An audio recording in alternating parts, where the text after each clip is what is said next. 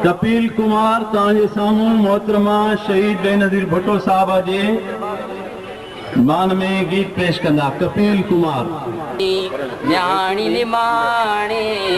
सिंध किरवाड़े भैया हे सिंध जी न्याणी न्याणी निमाणे सिंध किरवाड़े भैया अज तुझूं भेनरूं तो ले मातम तू कन बाहिर तुंहिंजा सिंधी सभु हिते ठारोन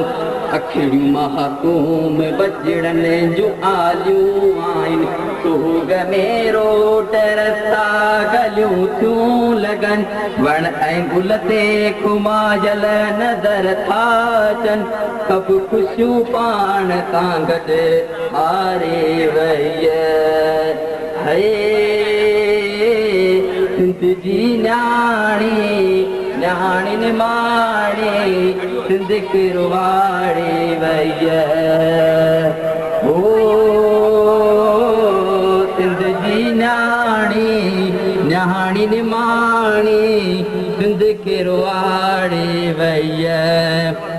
आ उदासीअ जे आलम में परे चमत जो दे सके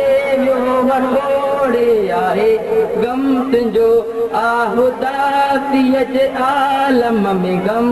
तुंहिंजो दे सके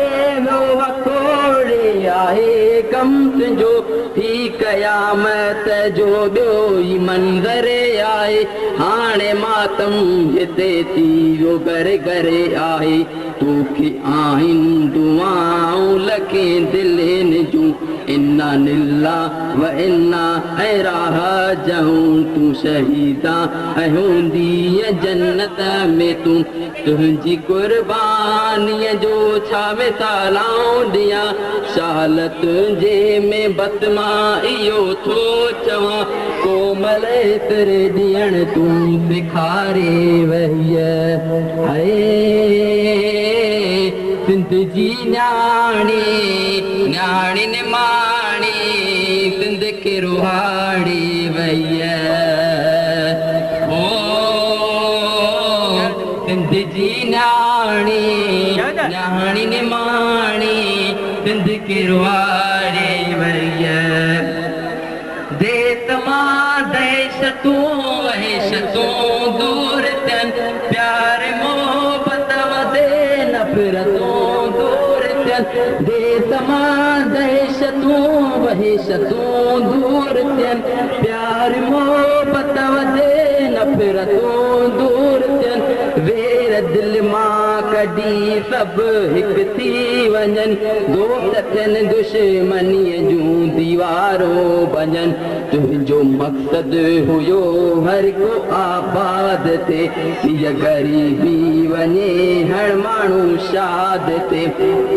ज़ुल्म जे दौर खां देस आज़ाद थिए तुंहिंजी धरतीअ जे लाइ जा खोड़ियो आए अफ़सोस रहिजी अधूरो वियो काप जेको ख़ुशियुनि जो ॾेखारे वईअ